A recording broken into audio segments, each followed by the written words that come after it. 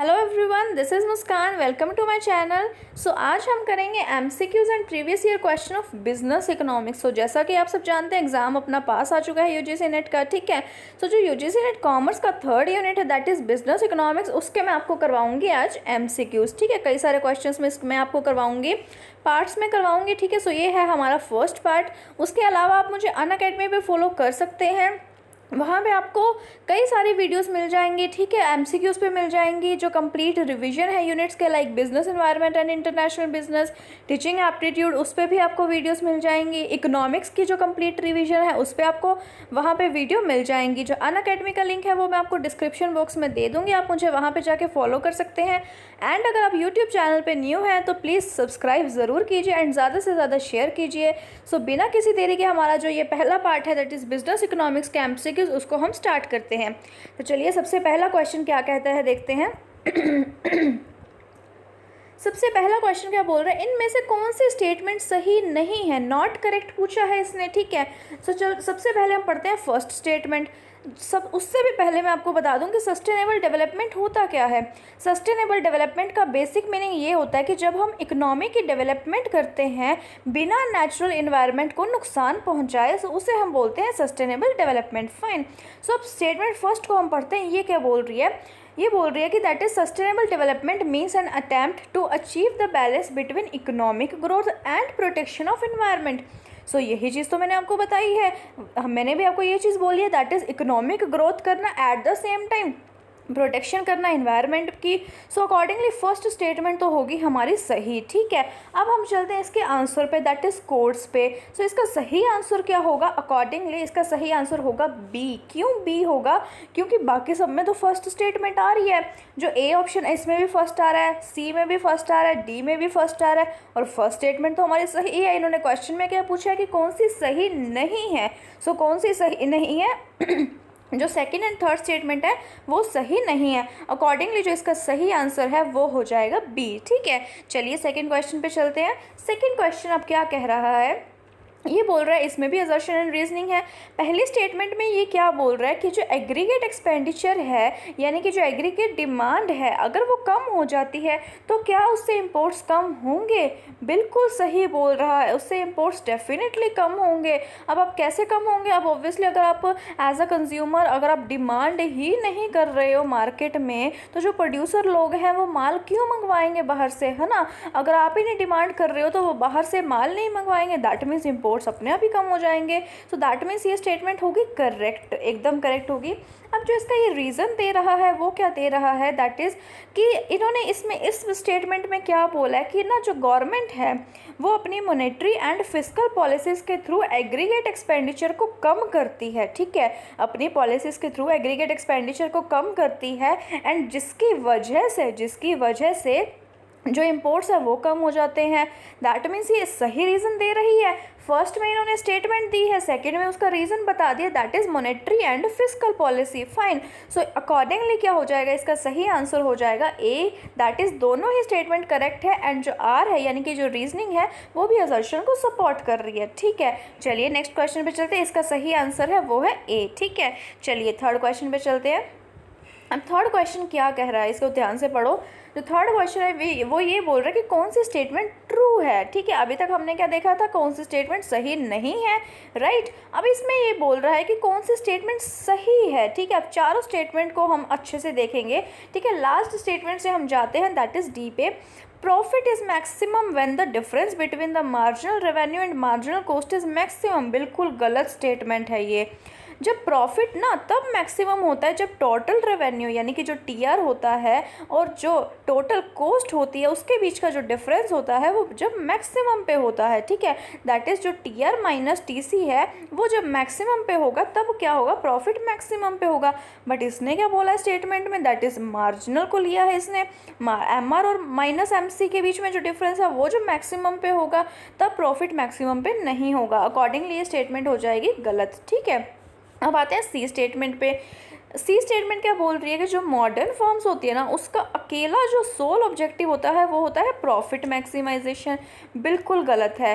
जो traditional forms होती थी ना, उसका जो है वो ऑब्जेक्टिव रहता था कि मतलब जो प्रॉफिट है उसको मैक्सिमाइजेशन करना है, ठीक है। बट जो अभी मॉडर्न फॉर्म्स है ना, उनको ये रहता है कि हमें कस्टमर की भी सेटिस्फेक्शन देखनी है, हमें सोशल वेलफेयर भी देखना है। सो अकॉर्डिंगली ये स्टेटमेंट भी हो गई गलत। चलिए अब चलते हैं बी स्टेटमेंट पे। बी स्टेटमेंट क्या बोल रही है, जो अकाउंटिंग प्रॉफिट होता है is the excess of total revenue over and above the explicit and implicit cost. अब ये स्टेटमेंट क्या बोल रही है, दैट इज अगर हम टोटल रेवेन्यू में से एक्सप्लिसिट और इम्प्लिसिट दोनों टाइप की कॉस्ट को ही माइनस कर दे, तो जो बीच का पार्ट बचेगा क्या वो अकाउंटिंग प्रॉफिट होता है? बिल्कुल गलत। क्यों नहीं होता है? क्योंकि मैं आपको बता दूं, जो अकाउंटिंग कॉस्ट होती है ना, उसमें सिर्फ और सिर्फ एक्सप्लिसिट इंक्लूड होती है, ठीक है।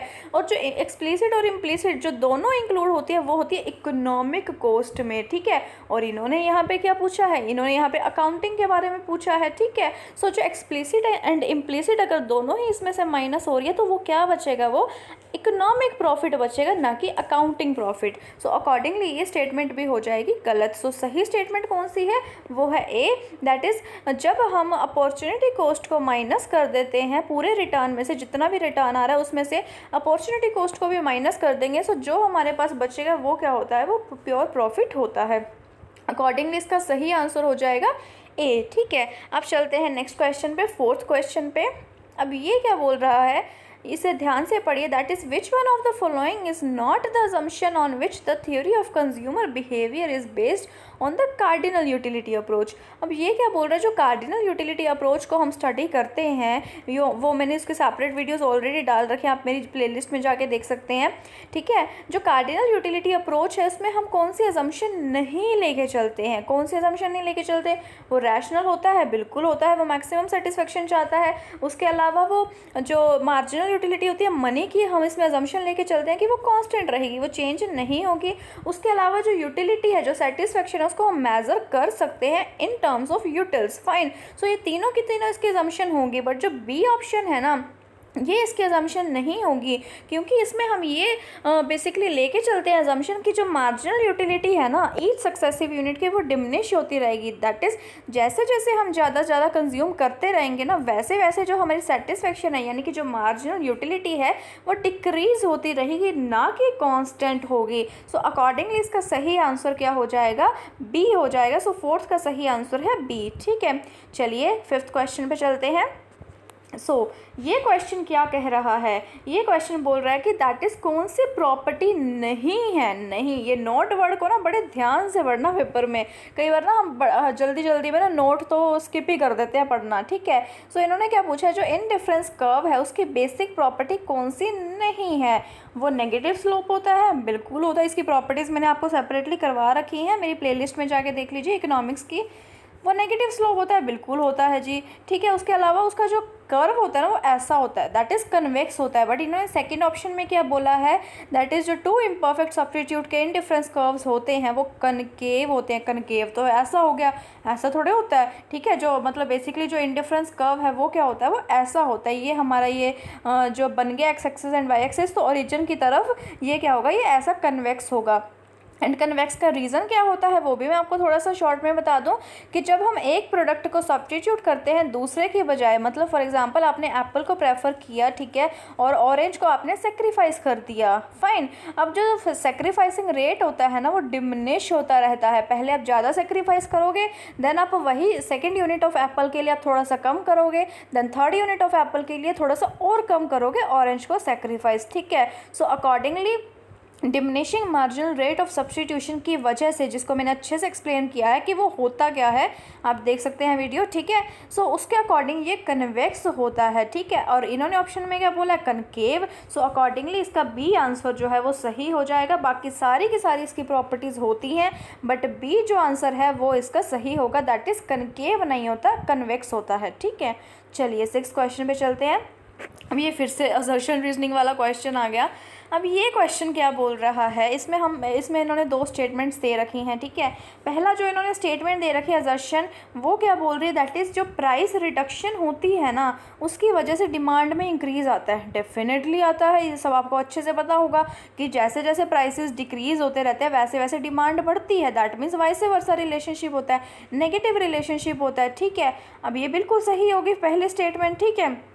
अब जो है मतलब ये वाले अब हम चलते हैं, जो रीज़न है उस पर चलते हैं। अब जो सेकंड है वो क्या बोल रहा है, that is price reduction leads to the entry of new buyers of the commodity in the market. अब ये क्या बोल रहा है कि अगर प्राइस रिड्यूस होगा तो नए नए कस्टमर्स आएंगे, दैट इज़ नए नए बायर्स आएंगे मार्केट में।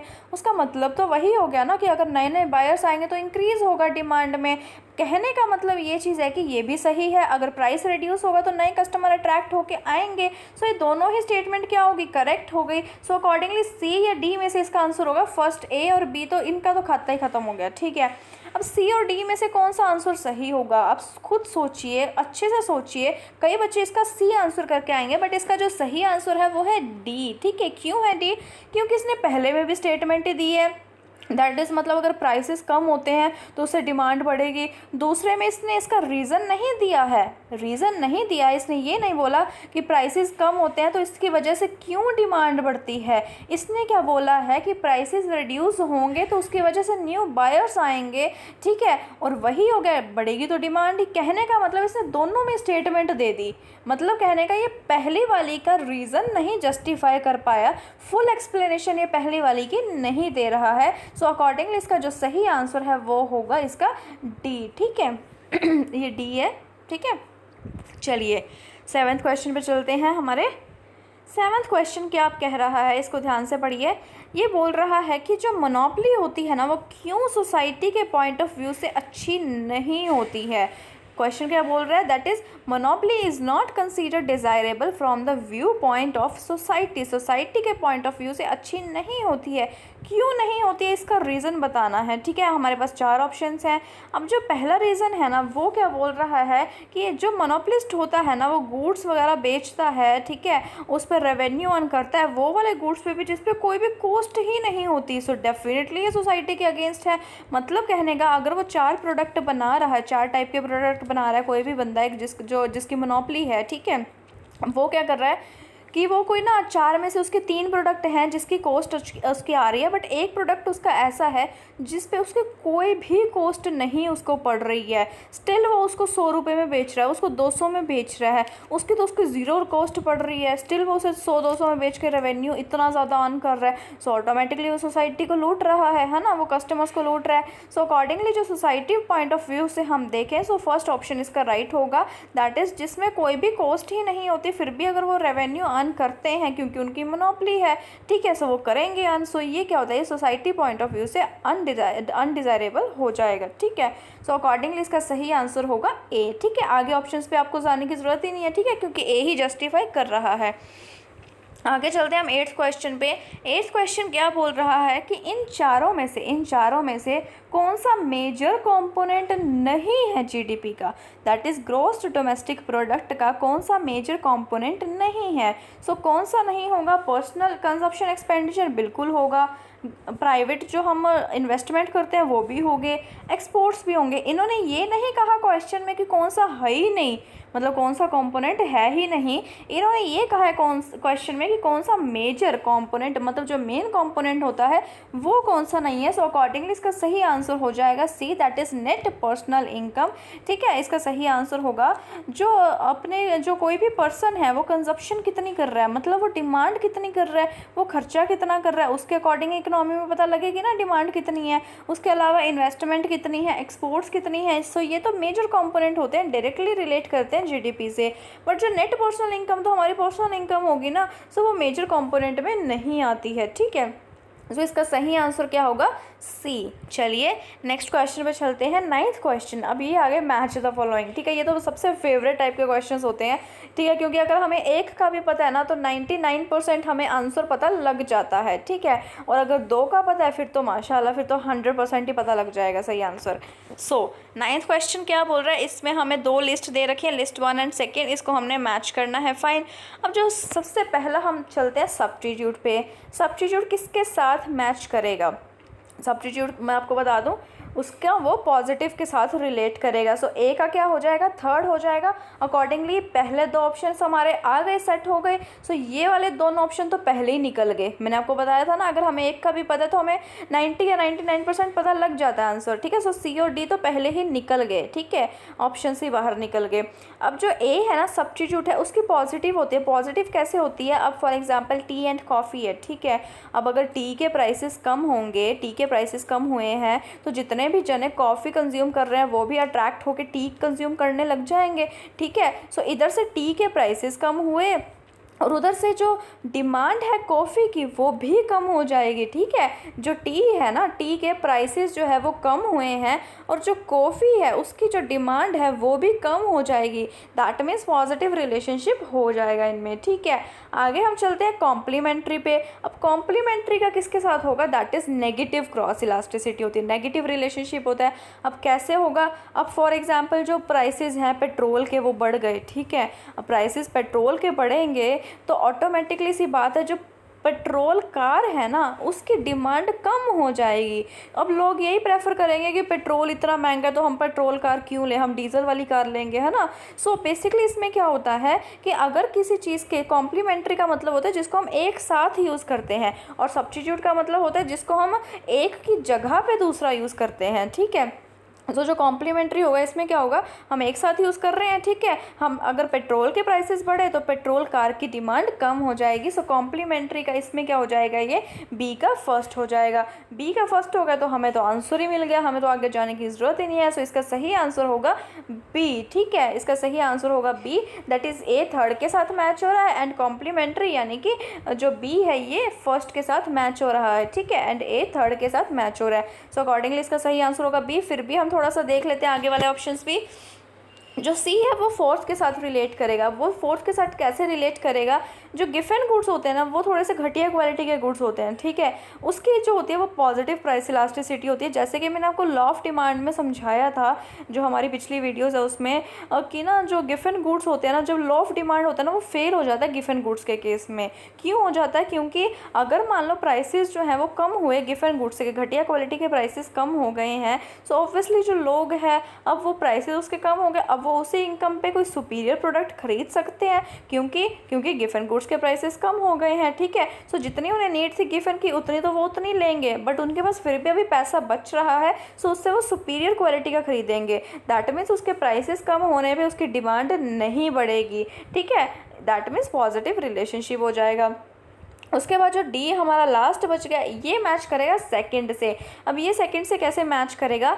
जो हाई इनकम ग्रुप होता है, मतलब जिनकी इनकम बहुत ज़्यादा, जो रिच सेक्शन है, उनको कोई फ़र्क ही नहीं पड़ता, ठीक है। मतलब किसी भी प्रोडक्ट के प्राइस कितने मर्जी चले जाए उनको खास फ़र्क ही नहीं पड़ता। सो जिसके ज़्यादा बहुत ज़्यादा इनकम होती है ना उनकी जो प्राइस इलास्टिसिटी होती है वो बहुत कम होती है, मतलब इन इलास्टिक जैसे ही होती है कि प्राइसेस कितने भी बढ़ जाए उन्हें कोई उनकी जो डिमांड है उसमें फ़र्क नहीं आता। सो अकॉर्डिंगली इसका जो सही आंसर है वो हो जाएगा बी, ठीक है। चलिए आज के 10th क्वेश्चन पे चलते हैं। इस पार्ट का लास्ट क्वेश्चन है ये, बाकी जो रिमेनिंग क्वेश्चन है वो आपको मैं करवाऊँगी इसके नेक्स्ट पार्ट में, ठीक है।